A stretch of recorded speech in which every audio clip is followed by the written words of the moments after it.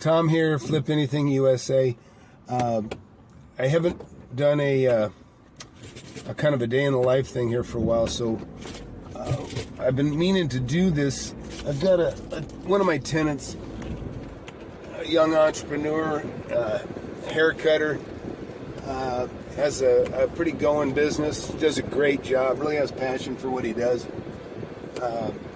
So we're going to run over there, and I might even get a haircut while I'm there. But I asked him if we could come in and just chat with him a little bit, because it's pretty neat. Actually, it's a good, this is kind of a tenant-landlord relations too. And he's a real asset as a tenant. He cares about the image of his company. And like I say, I always look at my tenants as customers, but kind of in a sort of a way, partners too. Their success is mine, and because I want them to thrive and pay rent and take care of their property. And if they're successful, that's what they do. And if I'm successful, then of course I can afford to take care of my properties, which also suits them. So it's kind of a win-win. But anyhow, this is Randy we're heading to, and but he's just he really expanded the store some, and he's got I hadn't really been in it since he expanded the store, but so he's paying more rent now, but he's had a going business. People come from miles around to get haircuts. They're fades, I guess they call them, where they take the hair from nothing to a little thicker and thicker. That's what they specialize in, and he's, like I say, he's got a going business. So we're here at one of my commercial properties, and we're going to go in and we're going to go talk to Randy, and we'll see what he's up to.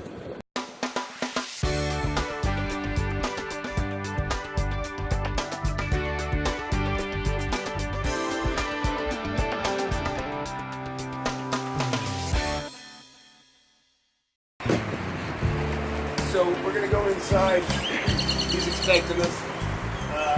So anyhow, he's got a beautiful shop, and you can see how much pride he takes in his property. He's got these cool barbershop poles, real old school. It's like where he used to tie up a horse.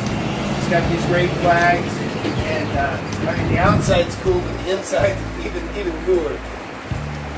So we're in Randy's place, Platinum Fades. This is Randy. Hello, sir. Good to see you. Hello. Nice to meet you. And so, Randy, how long ago did you start cutting hair? I started cutting hair about 16 years ago. So. Oh, is that right? Yep. And I saw the outsides. What is are these like old time tie-ups for a horse type of thing, or? Yeah, in New Orleans they have them all along the street in the French Quarter, and what they used to be is they're actually a hitching post. And back in the day they would tie up their horse, but it also, what we did is to give it that New Orleans feel, we've turned it into a freestanding barber pole. So when people walk by, they see the stripes, but they get the old-timey feel of what it would look like if you're walking down the sidewalk in the French Quarter, along with the beautiful flags that we have out front as well. So that's your twist, coloring them with the barbershop pole? Yes, sir. Oh, nice. Because back in the day, touch. like a pole like this, before they made the electric spinning one, they would make wooden ones like this and actually set them outside in front of the businesses, so when people would walk by, it was a walking advertisement that they were in business for cutting hair and bloodletting at that time. We're open and Yes, sir. That's wild. Yes, sir. Basically, we have all of our chairs here, as you see, top of line chairs. We have a few antiques as well, custom restored chairs. I like a lot of artwork, so I've incorporated everything from New Orleans into the shop. We even got the ornamental ironwork that you can see on the balconies in the French Quarter. Antique porcelain sinks, custom pool table, TV. We just expanded into this new location to offer more for our clients, and now we can serve more people in the community instead of what it was when we had the smaller shop. Got all that finished up. That wall we have, this is our Suavecito pomade product. It's a water-based pomade that's from San Diego, California. And what it does is you put it in your hair, it washes right out. It's not petroleum based like most traditional pomades. It has a really excellent smell to it. Kind of like leather and cologne. Really nice, clean scent. Professional product. We sell a lot of shave line stuff, collectibles.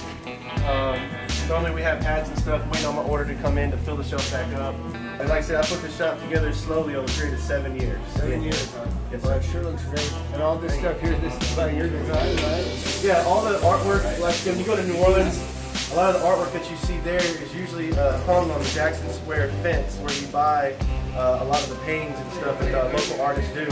For example, like this King Tut right here, that's a hand-painted oil canvas painting. A lot of these street signs right here, we've introduced the hip-hop culture with the shop, but with the old school antique modern twist of just everything that city has to offer, because it is different than just your traditional white walls and corporate look, you know. We also have a mini bar too for our customers as well. Premium whiskeys and vodkas for people that need a shot. Good times. I love plants, love fish. So it's a men's lounge. People come in, they get to relax and get the haircut they want. I've even collected a lot of antique shave brushes as well. Like up here you can see, these are just some of the old school ones that's been around. I believe I bought a lot of these from the antique stores in Louisiana. A lot of these brushes are hard to find because of the brand and the age of them. And I'm also a person, I love collectibles. I'm building a shelf right now to put a bunch of antique straight razors in at this moment. And we're going to hang them all up in this huge shadow box. So he's expanded. He's basically doubled the business here. And of course, I say it's kind of neat. When tenant moves out, it allows another one to expand into that space. That's what Andy did. So basically what we designed is this. When we took down the wall, we had to figure out how many more stations to add and stuff like that. And then I wanted to do something different like plumbing. I didn't get a chance to do that when I first got this shop because it involved tearing out the walls. But here it was more like an empty shell. We have our toolboxes, barber chair, we got a sink. We have a beautiful pool table. People are waiting. They can shoot pool. We have the games on. We have surround sound. Fully remodeled restroom. Try to treat your tenants like customers, but also they're kind of your partners in effect because we both, his success is mine. Okay. And look at the outside. He takes pride in his work because he cares about the way the place looks. And of course, I love it too. We try to work together how we can. Yeah, so it's neat to have such an asset like you in the building. So I'm gonna get a haircut from Randy. We'll keep talking. So what's the story of this chair? This is an old one too? Yep, it's a 1945 Theo Coates barber chair. They're very rare, and they were one of the best chairs made back in the day. This chair is almost 75 years old. Wow. Yeah, it's had it fully restored. You know, I owned a cabinet shop for 4 years. I would buy all this old Oliver equipment. Yeah, I don't think they make it anymore. But man, it was the best equipment in the building. It was 75 years old then.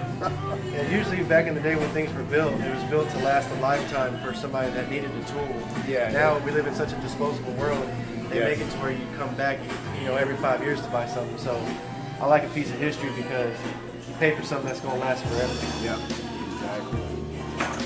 You get what you pay for. That's what I say. These flags out front. What is the significance of that? Where is that from? Is that a New Orleans thing too? Yeah, in Louisiana, a lot of people, put out flags for different, seasons and holidays throughout the year. And when you go down to the French Quarter, which is the most popular part of New Orleans, since it's a New Orleans themed shop, is a lot of businesses have their flags put out there, and it kind of is like a reminder of me of what it's like to go back. And so I wanted to recreate basically everything that New Orleans has to offer, from the artwork to the flags to the ornamental iron underneath the balconies to the colors. When you recreate something, you have to be as precise and accurate as possible. Not only that, but they're great advertisement pieces because they're colorful. Yeah, they're and when you walk by, it grabs your attention to look. Like that flag out there, basically, that's a Sportsman's Paradise flag. So what that means is the state is Sportsman's Paradise. Everybody's really into hunting and fishing and wildlife and flowers and just nature. So that's what that represents. We have our welcome fleur-de-lis flag. That's more of just saying welcome, y'all come in, for a service.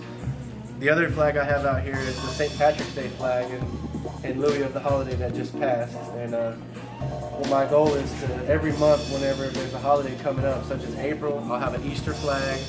May would be Veterans Day, so I'll put a Veterans Day flag out there. June, you know, I guess there isn't really one for June. Maybe, I guess, just a summer flag, but July would be 4th of July and so on. So it's more of just for people to see what's going on over here. We also are on April 22nd. We're going to have our 7th annual Customer Appreciation Party. What we're going to do is we're going to have Stuffed Cajun Meat Market come out and boil 800 pounds of crawfish, potatoes, corn, and sausage to go along with a Louisiana theme, a small car show, and a booth for cocktails such as mixed drinks and some alcoholic beverages. That's awesome. All for one day from 11 to 5. Yeah, I'm sorry, is that your anniversary party? Is that what that is? Or is it? Yes, it is. Yeah. Just the anniversary of being here, and not only that, it's a way for us to give back and say thanks to the customers for them doing business with us. And it's all free, so all you gotta do is just come out hungry and leave happy. Nice. Oh yeah. Yeah, and it's great because, like I say, when you got a tenant like this that takes pride in the appearance of the store, it's kind of contagious. You see everybody else to start cleaning up and fixing up their properties. And I've actually seen a little bit of that here too. Oh, yeah. Everybody's usually pretty good, but it kind of reminds everybody. It's yeah, this is our place of business, and so appreciate that. There's lots of potential here, but the owners and the people that own the businesses have to take the initiative to do that for their customers long term. And that's what we're trying to do here. We're trying to get people a comfortable, entertaining, and most of all, new look. And if we can stand out in the crowd, we're doing everything right. Yeah. We like to serve the community any way we can. And a barbershop, not only that, is a great hub to come to get services too. So, you know, say you're trying to find somebody that's an electrician or a plumber or anybody that you need to do any kind of service, we're going to know the right person to do that, because we're not going to put our word out there and the guy not follow through with what we want him to do. So, well, I think like a bartender, you kind of got your finger on the pulse of what's happening. yeah. I mean, especially with the economy. What really got me into cutting hair was pretty much we lived out in the country, and back in the day, about 20 years ago, when the world was going through a recession at that time, back in the year 2000, a lot of people were losing their jobs, people were getting laid off, and my parents worked full time, and I never got a chance to get my hair cut because we lived so far out that the only day that we could have come back into town would be on a Saturday. Well, on that day I had to work around the farm and do stuff that they asked me to do, and my hair got long, so what I did was I actually took some clippers that I found in the barn and started shaving my head. Really? Because it was so hot when you worked outside, you know, I didn't want all this hair on my head because it, you know, it's hot. So I just started cutting my own hair, and then I think for my 14th birthday, my grandma got me a home haircut barber kit, which it consisted of a clipper, about 4 guards, a comb, and a video. Wow. So I watched that, and I learned to try to do different types of haircuts on myself, like once a month. How far back are we now? We're going back 18 years. I used to wait tables at a little restaurant called Highway Cafe. Yeah, I first started working there. So I come home, my mom was all like, well, hey, you know, what do you want to do with your life? And I said, well, something with art, because I'm a very artistic person. And she said, well, we're not paying for you to go out of town. You definitely need to find something that's a trade. I said, trade? She's like, yeah, the world's not doing too good right now. At least if you get yourself a trade, you'll always have a job. She said, well, why don't you cut hair? And I said, that's not for me. Don't women do that? She just laughed, and she said, no, there's barbers for men and stuff like that. And I said, you've never been to one, so. I never been to one. I had to cut my own hair. And she's like, well, you're so good at that. And then all the neighbors started coming over and me cutting their hair. And it's kind of how it all started. And so what's your connection to New Orleans? We used to live there for several years. Parents had an Arabian horse farm that they had started. And once that horse kind of business kind of went down, didn't do so well. So they actually ended up getting a divorce. My dad moved back to Round Rock. My mom stayed in Louisiana and then moved all the way to Houston years later. And then one of my favorite uncles, which is Patrick, which You can see he's in almost every photo here on the wall. He's an excellent guy. I'll give you the shirt off his back. Really cool guy. He has a house there and lives there, so anytime that I'd like to visit, I stay with him and we hang out and enjoy our time. And so I really love the old school antique feel of that city.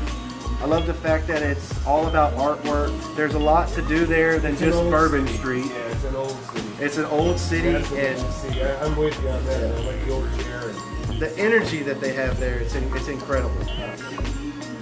Not only that, but they have one of the nicest aquariums in the United States as well, on the Mississippi. And that's another thing. He's got an excellent aquarium here too. Oh yeah. And so what about the fish in that aquarium? What do you got in there? The blue fish I have is called a blue Hippo Tang. I've had that fish for 12 years. They live up to about 20 years. I have 2 Clark's clownfish, a school of blue damsels, and I just recently added a brown and white spotted fish called a Sweet Lips Grunt, which is like a bottom feeder.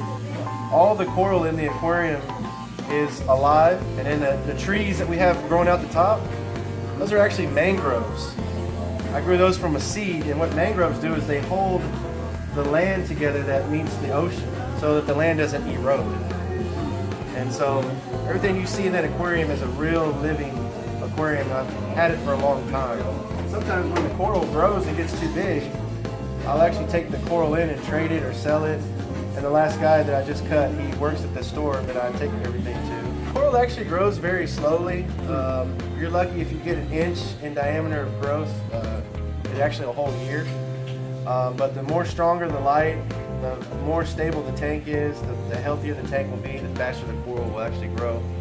The coral reefs in the wild aren't doing so well, so they encourage people to do what's called aquaculture, which is growing coral in aquariums and then giving it back to the store so that they can give it back to the ocean to recreate more of where it came from.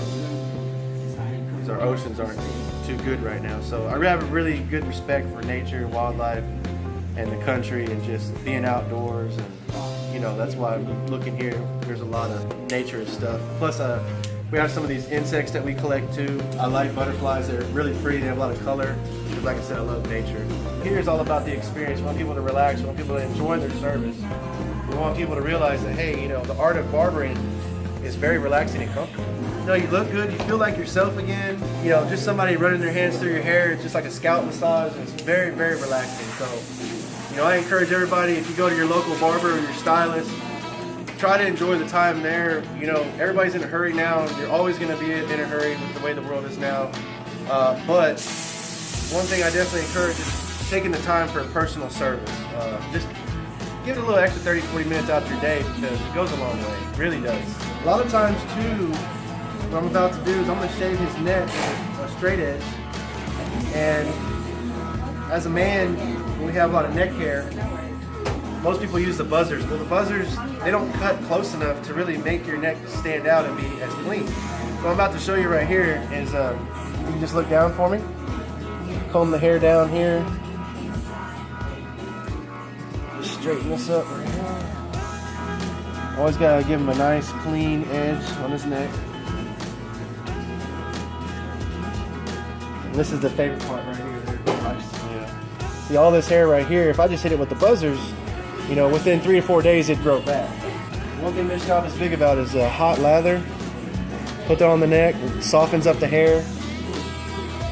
A lot of people just don't use straight razors anymore, they really don't. So not only do we have the vibe of an old city, we have a lot of old techniques as well. So I'll just take out my straight razor, tilt his head to the side.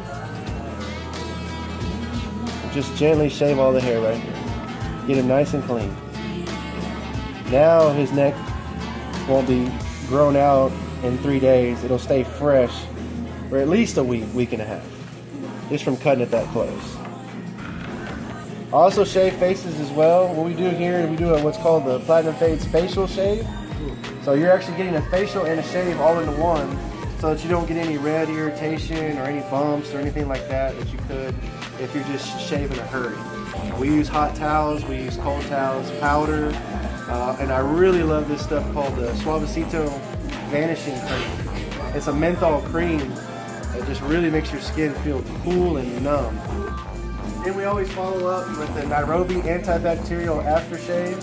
What this does is it's more than just an aftershave, it's antibacterial. So if there's any germs on my hands or my razor or anything else that I don't see with my eyes, this is going to ensure that his neck will be clean and he'll get no bumps or irritation or anything that could occur from using a very sharp implement. Not only that, but with the alcohol on your neck, it does feel like it's a cooling sensation. And then we follow it off with the air, nice and clean.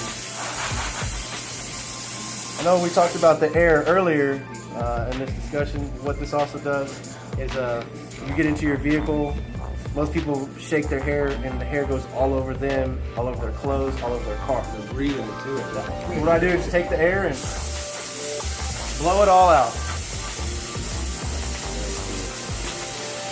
Hold his collar for him. So just go ahead and lean back for me. So comfortable. I was working for a company called Cost Cutters Family Hair Care. I worked there for 9 years. And after that, I pretty much said, well, you know, I really want to get paid more, and I can't really do the services that I want to do because they didn't want me to do that. They wanted to get people in and out, so I couldn't take the time. Sure, production facility. Right? So I left and ended up working at another barbershop, helped them open up, was on a commission based. Felt like I was still working really hard, and I said, you know, I think the best thing for me is just to work for myself. So one day, I came to this restaurant over here to eat lunch, and there was a sign out front that said booth rental available. I said, well, I'll just come try it out and see what they have to offer. And because it was a salon, I said, well, hey, maybe this would be a good way to get my feet wet into the working for myself and renting a station. And so I talked to the guy and ended up getting me a chair. Worked here for about a year, and then after about a year, he decided that he couldn't make it anymore and offered to sell me the business. I ended up getting the business, and from him, I've been here ever since, and I slowly incorporated what you see now from when just one chair. I just saved my money and got my tools and made him a cash offer and got the keys, and I've been here ever since and haven't looked back. And when I got the shop, it was on October 15th, 2009. And I was 26 years old. There was a lot of struggle in the very beginning, you know, obviously with rent and bills and then living expenses, but I had a pretty large clientele that basically get me by. But it was very hard for the first 6 months. You know, we didn't go out to eat, you know, we didn't do anything. It was just work and go home. But unfortunately, you know, you got to sacrifice certain things to get where you want to get in life. Whenever we go down with the razor, you want to go down, you want to go with the grain. So there's not any irritation, and it's just nice and smooth. And then once I put the oil on there, you come back with a hot lather, because the hot lather heats up the hair, which allows the hair to come off the face easy when you're shaving. As you can see, just by going over his face like this, really nice and clean. I can do it fast, there's no drag, and his face is real smooth. Once I go down with the grain, then I'm going to come back against the grain with the direction of the hair and really get it close. One thing with a straight razor is you definitely want to go slow. You don't want to be in a hurry because people's skin is very thin, and the less likely you want to do is cut them open. Now I do it in sections, so I'll do this section right here, and then I'll turn his head to the side right here, and I'm going to do this section right here as well. One good advice is I can definitely say for anybody that's wanting to start their own business or really wants to get out there, first and foremost, have a true passion for what you want to do. And when you have a passion for something that you want to do, the sky's the limit. It will all follow in suit after itself, because when you do something that you love, people will see that and it just kind of flock right to you. And most of all, doing something that you love, you're gonna put 110% into it as well. Like, I never thought growing up that I would really love doing this, but as time has went on, I truly enjoy everything about barbering and styling hair, shaving. It really, once you find your niche, you lean towards it. You meet all kinds of people in this world. I've been to a lot of funerals, I'm not gonna lie. But along the way, as time goes on, you will meet a lot of great people in this world and connect with them, and really life's all about experiences. Straight razor definitely is one of the closest shaves out there. I would say it's definitely not for everybody. Reason being said is because a lot of people have sensitive skins. If they're not used to it, then we don't know how that's going to work for them. But what I always say is, hey, come in and do a consultation so we can see what we're working with, and then I can make a better determination there. And sometimes with straight razor shaves, you're going to get a little blood here and there, and that's very common. It's very minute. It's going to go right away. What we'll do is we'll clean up the face with a really hot towel. Let that dry for a second, and then go back over it. The hot towel right here just kind of feels great. Opens up the pores. It kind of soothes the skin after a very close shave, and it also wipes off some of the shaving cream and the oil that I had on there when I first started. And it also feels good on your eyes. You know, really the heat helps your eyes just kind of takes the stress out of them, I guess. Now that his pores are still open, what we're going to do is we're going to close the pores.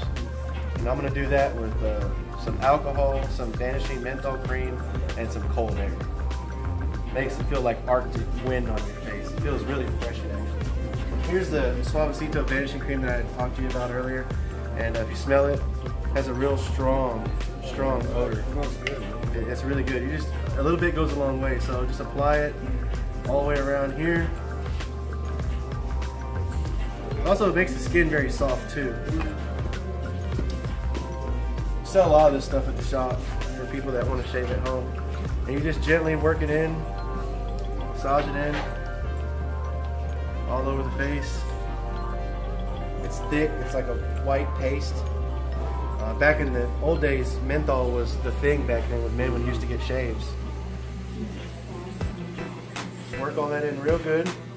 What this is going to do is going to tighten the skin, prevent any redness or irritation after the shave, and most of all, lock the shave in so that it's not raw feeling. The pores are about to be closed. When you open the pores, you cut the hair off, and when you close the pores, you seal up the face. And then you just wipe off a little bit of the excess. And then what I always do is I go back with the cold air.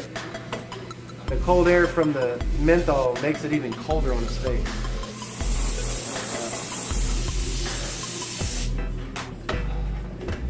Go ahead and lift you back up. Pull his hair back in here, just lay down. Take care of a gentleman, shaving a haircut. What we do best.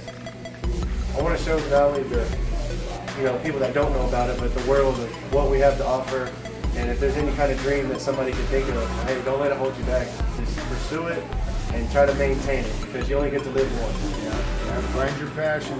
Find your passion. Yeah, and it's tough to do sometimes. Some of us find it early. There's a lot of hurdles in life, but unfortunately you'll have to get over them until you can find where you belong. Right on, man. Thanks very much. Anytime. So that was, wasn't that great? Wasn't that great? Awesome interview, and what a beautiful shop. You know, you just rarely find somebody with so much passion that really loves their work as much as Randy. I feel really honored to have such a great tenant, and but also, man, what a great shave, and what a great, just what a nice guy, huh? I mean, just so personable, on top of just having such passion for his work. So anyhow, I wanted to make sure you guys got to have a piece of the landlord life, and this is as good as it gets, let me tell you. But anyways, that's it for now. Flip Anything USA. Please tell your friends, share with your family. Not just talking about all the money I make in this business, but also all the great people and what a great lifestyle it is. And that's what I want my boys and my kids to know, because they don't get to see this part. They're in school, but it's a great lifestyle, great people, and great experiences of all kinds. So that's it. Flip Anything USA. Tom, and please tune in and please subscribe.